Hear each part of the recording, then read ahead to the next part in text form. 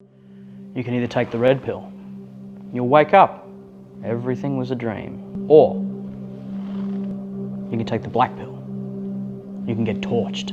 Well, I suppose getting torched won't hurt that much. I don't feel anything. Wait for it. Oh, wait. I just got a new client. Get torched! Get torched! Get torched! I'm Wayne Carey, and this is The Truth Hurts. Well, we're back for another episode of The Truth Hurts, and wow, we're getting to the real pointy end of the season now, Duck. You get a bit toey this time of year, do you? Yeah, you get a little bit toey. Watched a lot of the footy on the weekend, which I think we all tend to watch more, and try to analyse, break things up, who's going to win. I honestly think that it's been, and we've said this all along, I still think this is a premiership for someone to pinch. It's not going to be necessarily Collingwood. It's not necessarily Brisbane, not necessarily Melbourne. I thought Melbourne before the weekend, but then they take a little step backwards once again and get beaten. Collingwood obviously have a really good win. So, but Darcy Moore. Now, did I tell you that Nick Daicos might be replaceable, but Darcy Moore or Myercheck, given Myercheck's kicked a handful, Darcy Moore now, the hamstring, how bad is that going to be? But he's harder to replace than what Nick Daicos was. So that's a big watch this space for the Pies. But I'll tell you what, I went to a head wedding. You know what a head wedding is? Yes, I did. I thought you said a wedding for a second. No, a head wetting. Yes. And for those who don't know what a head wetting is, it's, a baby.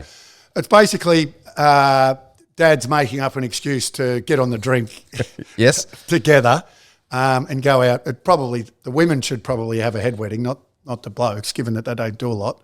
So I went to a head wedding on the weekend, which was all well and good, and it was on the Saturday. So was enjoying the day. I had the races on in the background, had North Melbourne playing Essendon. I think it was beautiful. the Gold Coast Sydney game on in the background. And then, not thereafter, the Matildas were obviously playing. So the pub, Village Bell it was there in St Kilda, not a bad little venue, but it got absolutely chockers. And the atmosphere was incredible.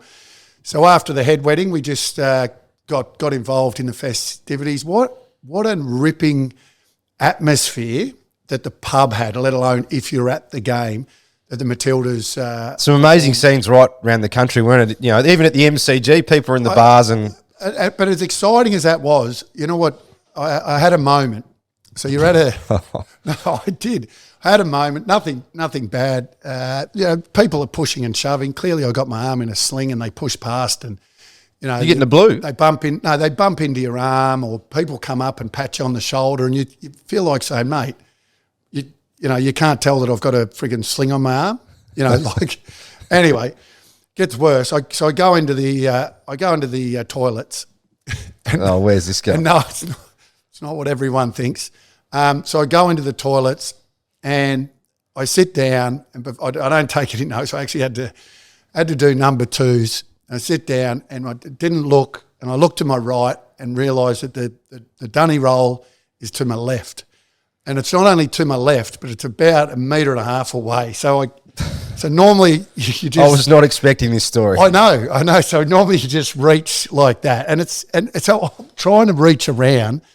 I've pissed all over the seat. I've literally could not. So then I've got to get up. Anyway, it's very, very highbrow content. I've had a shock. I could understand why that would be difficult. No, but I've had an absolute shocker. So I've come out of there, got piss in my pants, and I've had the shoulder knocked. So I just went home.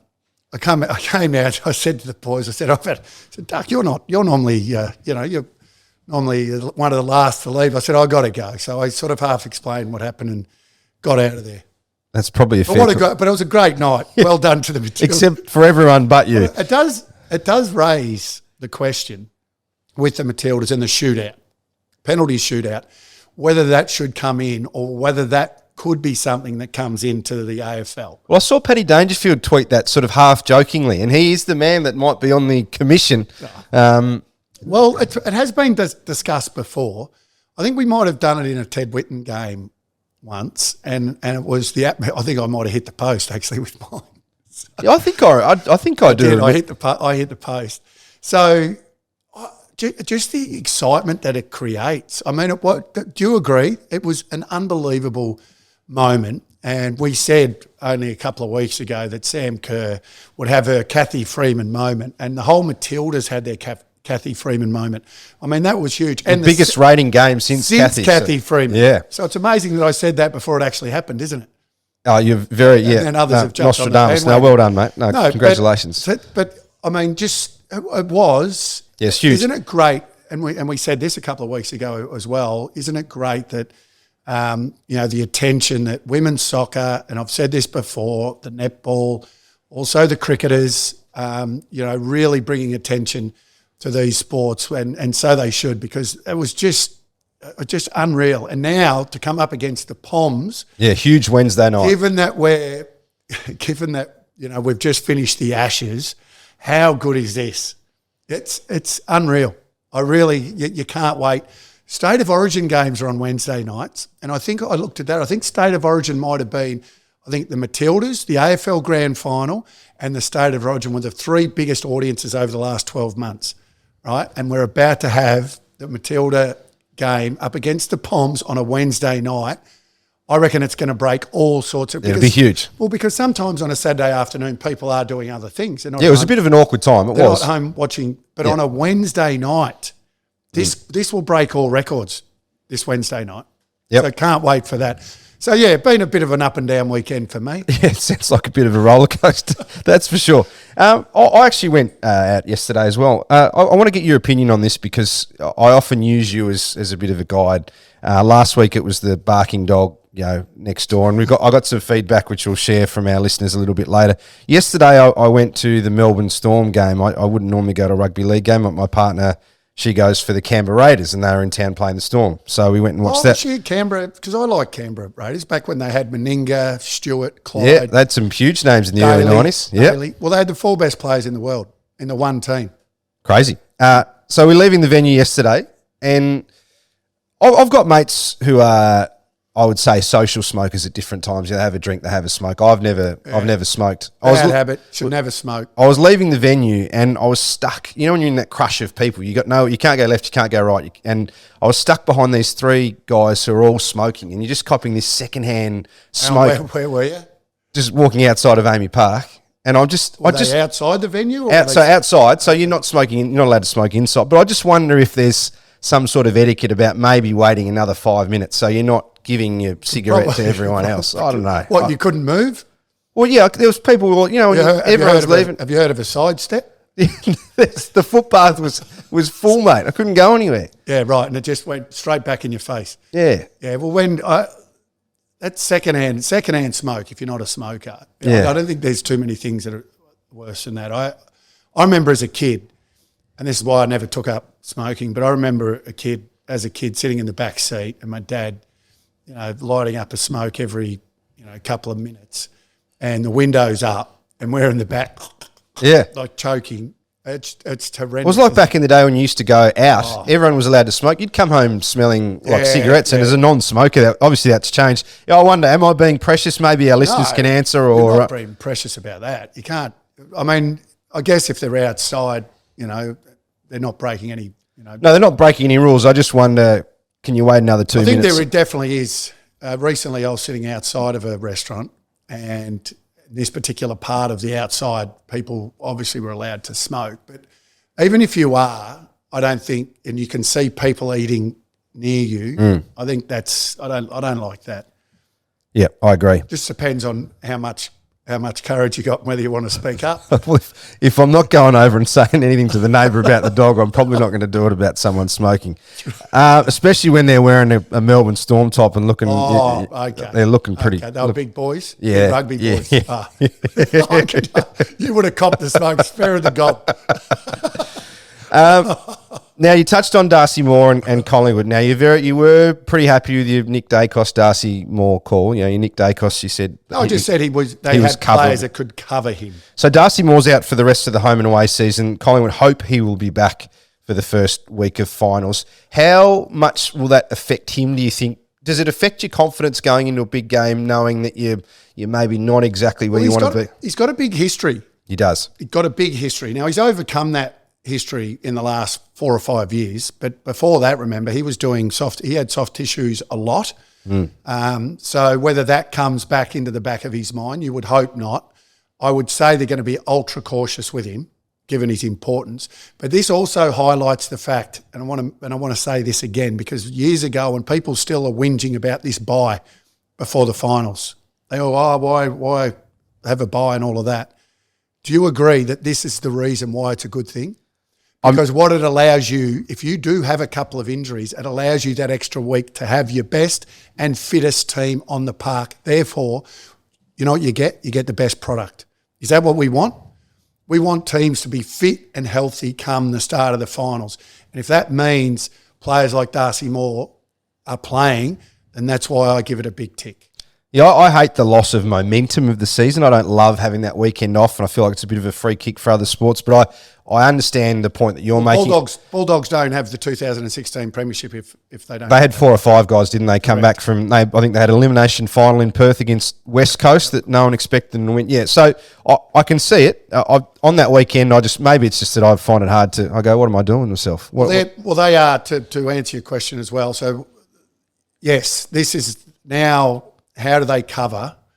You know, I guess probably the All-Australian centre half back gives you a lot of room. Darcy Moore. It's quite an open. So what he gives you offensively, we've spoken about this before. Defensive. So whoever comes into the team as the centre half back this week, they're not Darcy Moore, but what they probably will do is they'll play close. They'll be tighter. They'll play closer. It could be a Billy Frampton who covered him in the second half. So he came into the side. Maybe so you're not going to get the intercepts or that attacking drive, but you'll get more of a defensive unit. So they obviously covered him against Geelong and managed to recover. But the no Daicos, no Moore, 2 of their most offensive players off halfback. When Daicos has played halfback. Yeah, so I mean that would surely affect the way that they play their footy, wouldn't it? Losing both of those guys. Well, both are unbelievable users of the footy. So that's where their attack starts. So when they get that intercept ball or Daicos gets a handball receive, you know, the way they create and the way they use it is why Collingwood are such an attacking team, and they come back through and then they go through the corridor and are prepared to bite off what other teams are not. That changes. It 100% changes because they're not giving that same licence. Well, I assume McRae's not giving that same licence to Frampton and others. Always makes me laugh when there's an injury in game and Graham Wright, who's obviously been very successful, off the field as well as on it, and Hawthorn and Collingwood. But he says, Darcy's come off. It's just tightness. You've seen Moore limping off, grabbing his hamstring. It's not tightness, fellas. Yeah. Come on, don't. Well, I'm not sure what advantage you get by saying that. I mean, the bloke's off. His game's over. You're in game. Anyway, I don't think that'll change, but not sure why. Plenty of other moments in games that were really crucial on the weekend. I mean, in that game, there was some umpiring decisions that were. Is it just me, or some of some of the decisions are deplorable? Like 2 of the out of bounds that Cameron marked was clearly out of bounds on the full.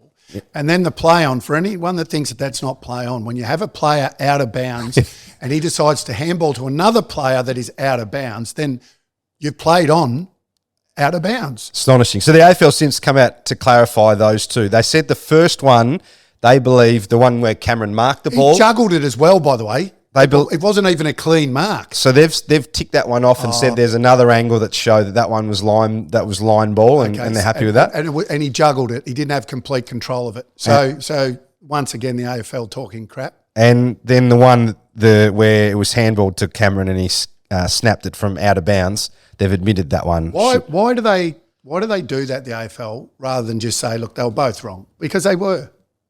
I guess they're trying to back their guys in line ball situations. But I think we all love it when the AFL comes out and is just straight with us and tells us, what about the bounce in the middle? Oh, the one that 3/4 time. Yeah. That went basically to Collingwood centre half forward area. and then they kicked. You would normally expect that to be called back, wouldn't you? Yeah. Once again, another atrocious. But Geelong can't whine about that of course, because they got 2 the other way. But yeah, they're having a really bad run. And talking about having a bad run, Kane Cornes, who, we don't like to talk about other fellow commentators, but when you get it for him to come out and completely pot West Coast Eagles, say they're a disgraceful club, they're this, they're that, talking about one of the more successful clubs in the history since they've been. So in he the was competition. referring to. Well, he's referring to what went on the boundary line and then pulling a player out late. So that was Brady Hoff who was pulled out of the game. Yep. I don't care what it was, but the doctors made a decision to pull him out right before the game. So the game got held up by a couple of minutes, which is unusual. But he's basically calling them unprofessional. They're a shambles. They're this. They're that.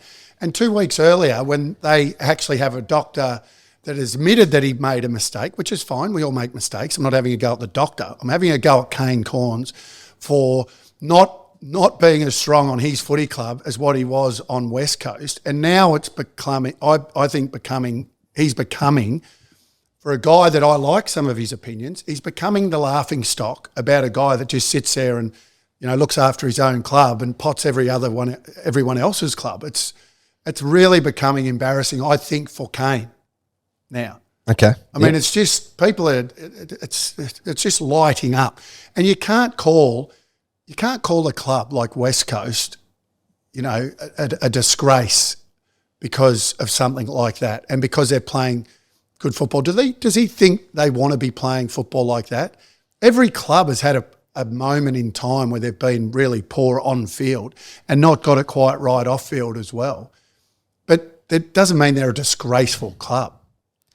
No, I agree with you. I really like the way Kane thinks about the game. I think he can have some really left field thoughts and really strong opinions. No, I think he throws 1,000 darts and he gets about 2 right.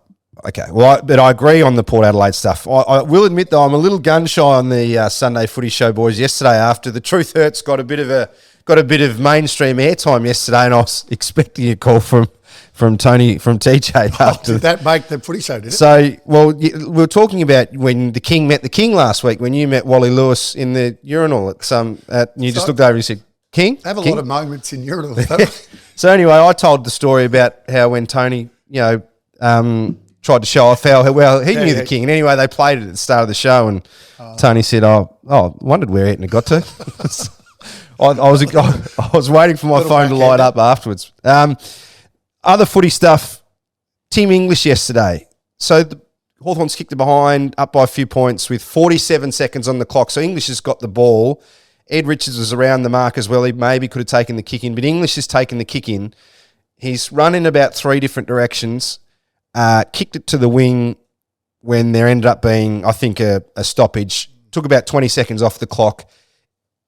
There was some commentary around that moment, potentially costing the Bulldogs, a chance at winning the game. How does that happen? Is it a failure in on-field leadership? Is it a failure in coaching? Or do you believe English should have just taken that ball and was just unlucky? How did you view that moment? Bit of everything.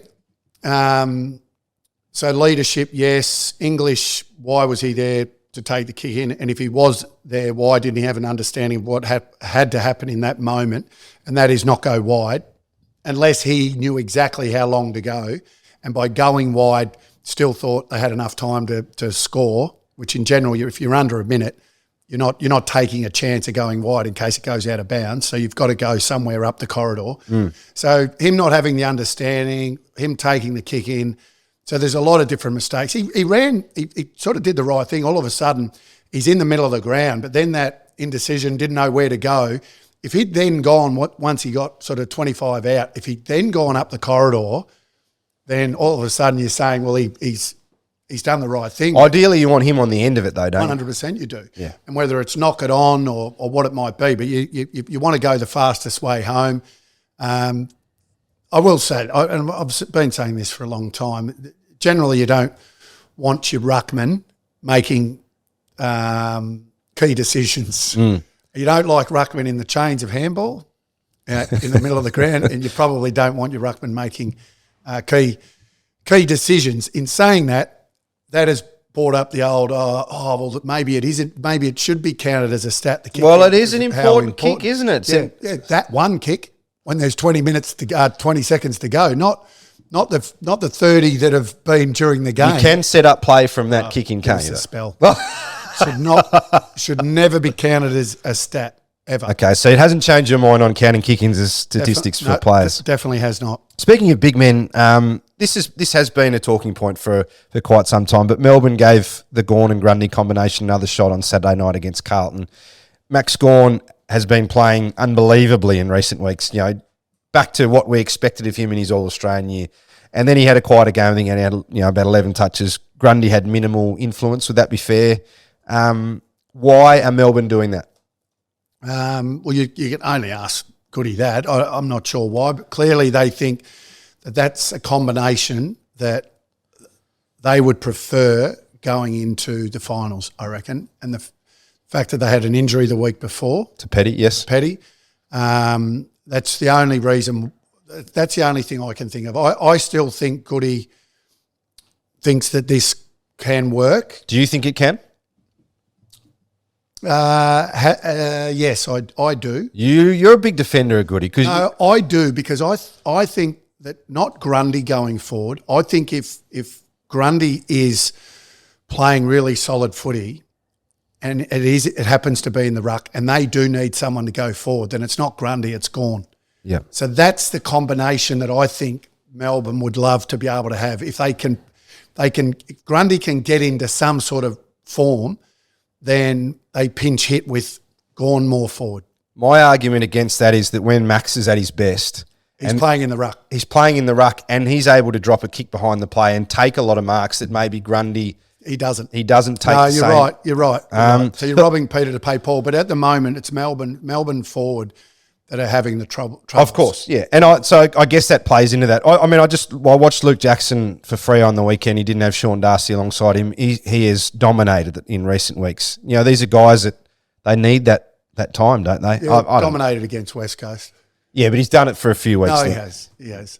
You don't like it's pretty easy. Talking about dominating. Don't like the big guys. No, but I don't dislike the big guys. I've never been a massive ruck fan, but talking about big guys, the two key forwards, Tex Walker and Curnow, down to 2 weeks, still 5 the difference. We did say here that it will come down to the last round when Tex plays against West Coast. That is going to be a massive game. Carlton in some great form. Curnow both kicked 2 on the weekend. I can't wait. I can't wait for that. Just for the. I think there's a bit of a lull. I did say a few weeks ago too that given that they've both get the 2 games against West Coast, it's probably a little bit unfair to the others that have only played against them once. But it's fascinating for me. So the All-Australian, we might do a little bit of a thing on the All-Australian, which is about to be called out in a couple of weeks. Yeah, I'm interested to see who you have. I think they probably both get in.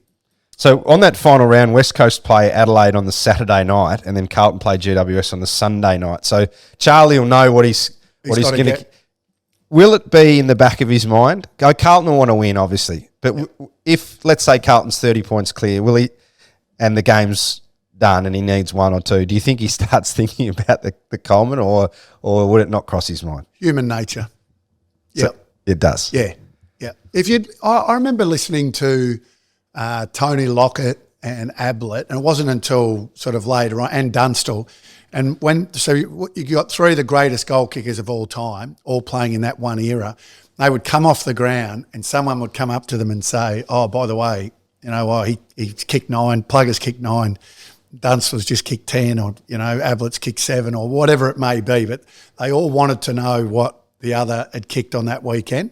It's like when I think it might have been 93, Ablett kicked 124 or whatever, and Ablett and Modra and Ablett were going neck and neck all the way.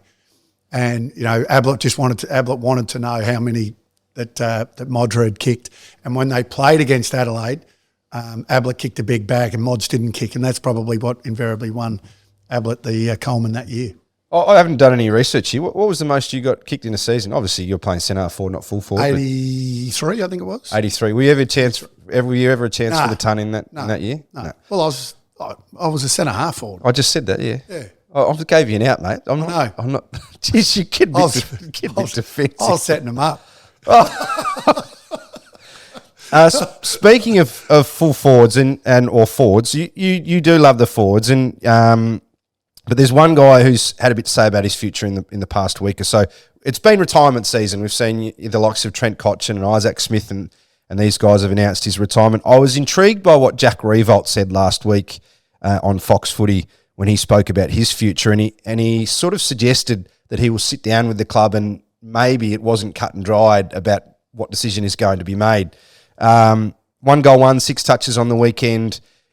He's playing a pretty tough role at the moment with no support, no Tom Lynch. But if you're Richmond, do you encourage Jack to go on, or do you think it's time for Jack to retire? Yeah, it's a good question. I actually listened to that interview, not on Fox Footy, but I think I had KO and listened to the replay of it. And yeah, what was intriguing about it, he was basically saying that he will sit down and they'll make a decision together. And I'm thinking, well, it's not normally how it works, Jack. Normally the club sort of thinks, okay.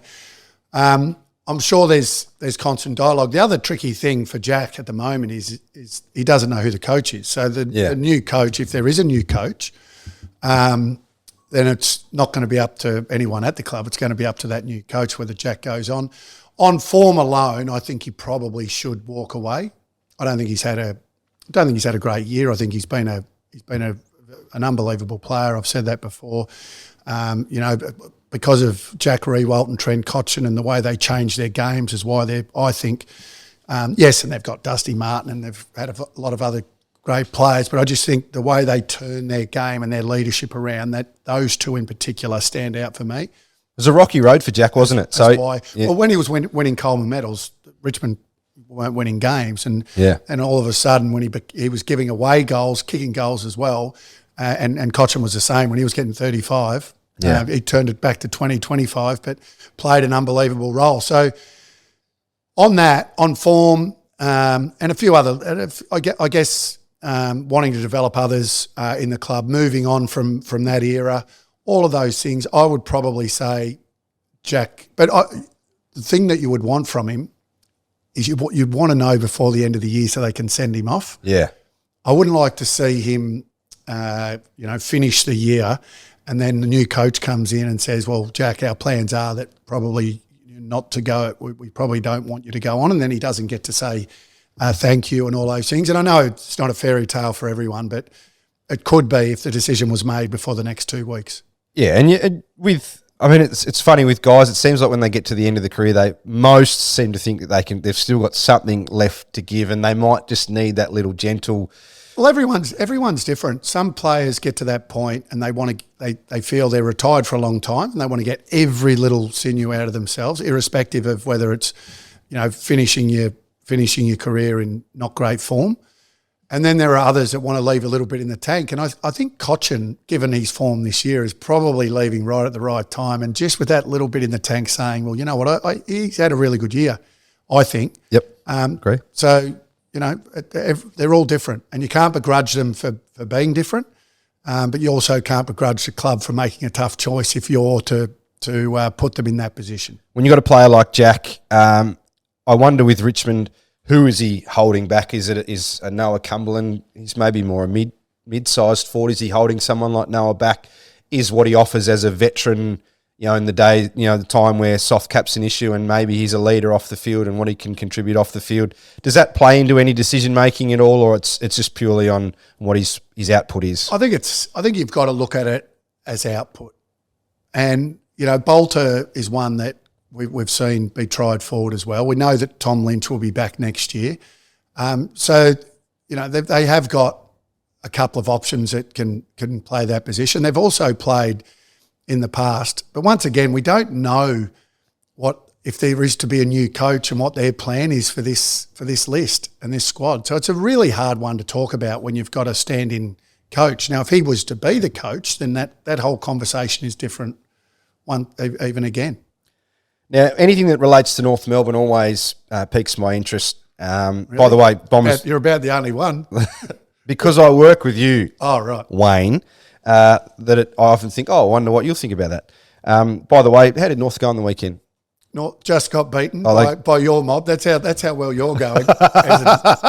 You only just. By the way, you fell over the line against West Coast, and you just beat North. Like that. If let's be honest here, that shows you how much improvement the Bombers have made. They've fallen over the line against the bottom two teams. Just doing what we need to do, mate. Fallen over the line against the bottom two teams. Next. Mackay, Ben. who a lot of talk about going to the Bombers. I get bemused by how people come out and are all saying, he's worth this and he's worth that, and when he leaves, not. Mackay's yet to find any consistency in his game, and for the media constantly build up these players about being worth a certain amount of money when they've shown just not enough consistency to be rewarded with that. North should get rewarded for wherever he goes, so they've got to make sure they push the envelope. But in terms of his output and what he's given North, I wouldn't be throwing the kitchen sink at him. Sometimes he certainly doesn't play like a key position defender at times. So what? Well, okay. So Essendon are believed to be. Put it this way: if he wants to go, you're happy for him to go, especially if they get that first round compensation. If he wants to go and they get a good pick, I'd be saying see you later. Yeah, hasn't been consistent enough. Now, can he get that? Yes, he can. I'm just saying right on where he's at now and the form that he's shown. What would you pay him per season then? You're saying the money, you were talking about the money that the media is building up on form. Yep. Well, the average player gets around 400,000 now on form only because of the position he plays, 500. Okay. That's quite low. Yeah. Well, that's all I'd give him. Yeah. I'm saying on what he's worth, his output as a footballer. Yes. I understand. Yeah. I get where you're going. Yep. All right, speaking of North Melbourne, I read with interest in the News Limited papers yesterday, Lisa Alexander, the former long-time... I remember Lisa. She was an absolute gun. Yep, long-time Diamonds coach. She wanted to be a part of the North Melbourne process a few years ago. I remember that, yep. She was not part of that process in the end. She wrote an article suggesting that the AFL's blokey culture was affecting female opportunity, and she said words to the effect that that stopped her from getting the North Melbourne job or getting a look in, and she got this huge reaction as if, why is she even applying? I'm interested in your thoughts on this. She's got a high performance background. Her argument was, I have been in top level sport for 30 years. I could have done this job. And she believes because she was a woman, she was not given the opportunity she deserved. Well, I disagree with because she was a woman. For starters, I think there's been very few people in our game that have been coaches of, and by the way, she was an unbelievable coach, and highly successful as well. And I remember when this was all going on, and I thought, yes, it'd be unbelievable to have Lisa at the footy club, but let her do a little bit of an apprenticeship. Don't apply for the top job. Like go in there and sit behind a senior coach and do that for 4 or 5 years, just like every other assistant coach does that has played the game. I think there's only been one person, or is James Hurd's one of the very few people that has not been an assistant that got the job straight away, I think. Yeah, and he was obviously, I'll have to check that. He was obviously a favourite son. And he was a champion footballer that had actually played the game. And that's not to say you have to play the game at the highest level, but I would have thought that Lisa would have to do some sort of apprenticeship. So I don't think it had anything to do with the female status. I just think maybe she, at that particular time, aimed a little bit high to go from one sport to the other. It'd be like saying, I don't know, Alistair Clarkson's going to go over and coach the New York Knicks. Yeah. Hey? So he's got the high performance background, but he doesn't have the basketball. And say what? Yeah. Well, just because I haven't played basketball, I don't get the job. Yeah, I tend to... Yeah. So I don't agree with those comments, but I do say that she was unbelievably good at her job, and she if she'd had gone in and done a role, who knows where she could be today. How much of coaching is this is a question without notice, but how much of what you see the senior coaches being is management of? It's more management now. Okay. Yeah, it's more management now. Do you think that's changed since, say, when Dennis was? Yeah, absolutely. So he would have been He was the coach, the manager, everything. Yep. Now they're more of the manager, and they listen to the assistants more than what they once did. The assistants a lot of the assistants were whipping boys token effort sometimes. They were just there to cop an ear bashing. No, not that they wouldn't throw up ideas, but I think back. Who did you have at North? Who was Dennis's right-hand man? Oh, well, one of his biggest whipping boys was Tony Elshaw, who was a ripper, by the way. But yeah, if Dennis needed to get something off his chest or abuse someone, then Trout was his nickname. It was an absolute beauty, but he copped both barrels often. Did he have any players like that, Dennis? Did he have any players that tend to cop it more than others? And did he have any that were his boys that got off a bit more lightly? I think every coach has their whipping boy a little bit. Some coaches, and if I'm right, I remember reading Ron Barassi, who we should have a discussion about Ron Barassi, because Ron Barassi, I think the Premiership Cup should be named the Ron Barassi Cup. That's what, we've got the Vince Lombardi Trophy and there's other trophies around. Does it have a name? I've got to check this. Does it have a name at the moment? What? The Premiership Cup? Yeah. No. It doesn't. Premiership, it just has it's the Premiership Cup. So I think it should be the Ron Barassi Cup. I did write about this. We wrote about this. It was obviously a good one that I remember. Years ago, saying that exact thing. I think he's done so much in footy. Anyway, back to the point. So Ron Barassi, apparently one of his whipping boys was the great Malcolm Blight. Really? Yeah. So he would target the talented ones more so than the because he thought they could take it. He thought they could deliver more. And yep. Yeah, so he was one that, and apparently he used to get into Blighty a fair bit. Blighty kicked a goal from the left, from the boundary on his left foot once, got him out in front of everyone and said, "Go and try that again, smart aleck." Apparently Blighty kicked 6 out of 7 from. So just little things like that. Pago whipping boy, probably not one in particular, but could hand out a spray. Maybe that's where Malcolm Blight got his sort of ruthless touch from Ron, because he unleashed on was it Pittman that day? Was that well, by the way, Dennis Pagan was coached by Barassi as well. Yeah. So you had all of these guys. Barassi, we talk about Alistair Clarkson and Adam Simpson and John Longmire. They have all come under the Barassi, because Barassi had Blight, Barassi had Pagan, and a few of these other guys. And then they've all had, so Pagan has coached Clarkson, Simpson, Longmire, and Clarkson on the flip side has then had all of his proteges under him, Fagan and all that. But at the end of the day, they all come from Grandpapa, and that is the great Ronald Dale Barassi, which is why I think that the cup should be named after him. So let's have a push. Let's ask people out there if the cup was to be named after an individual, who should it be named after? And I've said this for a long, long time. And it'd be good to do it while Ron's still with us as well. Correct. Why do we give everyone an award or something when they're not? Yeah. Let them sit back and bask in the glory a little bit. He still goes to the odd Demons game. You see him there? He does. Now, speaking of our listeners, we always get some feedback. This was from John Schill. Now, great show, Wayne. You might have delved into this a little bit earlier, but he said, how is the arm coming along? You've obviously faced your challenges, but you're still in a sling. What's it been like for you since you've had the surgery? 4 weeks on Wednesday. This has been on. Can take it out and all that. No, it's all good. I'm not a whinger or a whiner. I'm just complaining a little bit about where people place their toilet rolls and a few other things, getting dressed and little. You're not doing much at the moment though. Still. Well, no, I can't. I've been told off because I've got another 2 weeks on Wednesday to have it in this, and then I can start moving it and I'll start training. And you're still a big gym goer, aren't you? You like going to I haven't gone for a long time. No, obviously because of the shoulder. But as soon as this is out, Anton, the training's coming back. Look forward to it. Joe Memphis.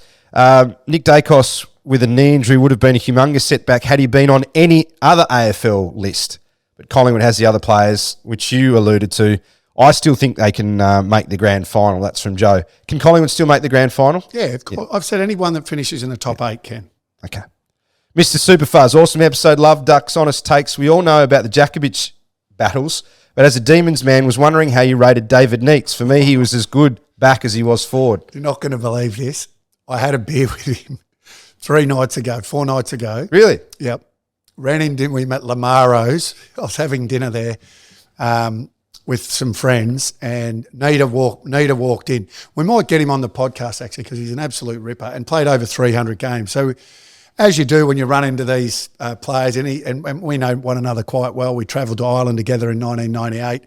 He gave me – he played a really good game on me when he played centre-half back once for Melbourne, and a lot of people remind me of that particular game, in particular Nita. And then they tried it a couple of times thereafter, and it'd be fair to say that it didn't work as well. And I might be the very reason why Nita ended up going forward, because I knew there was going to be some absolutely crushed his confidence as being a defender. Did you remind him of that? I did, yeah. And if you listen to the commentary, if you go to the game, I think it was 96 where I kicked 11. Five was on Sean Smith. The other 6 was on Nita. And if you go to that game, Rex Hunt says in the commentary, I only know this because people tell me often, he goes to the commentary, got to get the kid out of there. He's losing his confidence. and this was about Nita. So he lost his confidence. He went forward and became a gun forward and kicked, I think, over 400 or 500 goals, Nita in the end, 300 games. So he was a star, to answer the question. Somehow ended up being about yourself. Well, he did say when he played on me. Yeah, he did. This one's from, I got a couple about the barking dog yesterday. So you said confront them politely, the neighbours. This is from Van Paul. On the dog thing, leave a polite note in the letterbox. So maybe that's the option I'll go, slightly softer. Although sometimes when you write a note, it's not always taken the way you. Well, it's all about context, isn't it? Because I had a note on my car window the other day, and no, and it wasn't a phone number. It was a. Let's just shake, mate. It was. You know what it was? It was someone writing that I was a greedy parker. Oh no, you parked across 2 spots. Not across 2 spots. Oh, you're not one of those arrogant. No, it didn't have eh? lines. It didn't have lines. It was just you could probably fit 3 cars there. I took up basically 2 spots without thinking, and it just had that. And the first thing you do, you get it and you read it. So this is why you've got to be careful, because your neighbour might think similar. And I read it and I looked around, thought, which house does that come from? You wonder if they're watching. Then I calmed down and thought, you know what, they were right. Yeah. So if your neighbour received a nice note, just to say if your mongrel dog, it's not even a purebred. What sort of dog is it? I don't know. It's a high fence, so I haven't. Just pot the dog. Well, you got to at least look over and see what sort of dog it is. Just say your mongrel dog. Call it a mongrel. That'll start it off really well. Yeah, good. Your mongrel breed dog. Well, the next question was what would because you said I know what my old man would have done. They said, well, what would your old man have done? I reckon I read the play a bit there, but highly illegal what he would have done. Well, he would have jumped the back fence probably as well. Yeah. Yeah, okay, we might leave that one there. Thanks to all our listeners for their feedback and their questions. If you've got any questions for the Duck, he's happy to answer them. So get them in there, and he does those ones that somehow relate back to him. He does love. I think he highlighted that one. Said, "Yeah, definitely ask me." I did. Didn't even know it was coming. No, he didn't. That's another episode of The Truth Hurts. Big night coming up on Wednesday. No, you'll be glued to the TV for the Matildas. Some huge games of footy next weekend to look forward to, and I'll see you soon.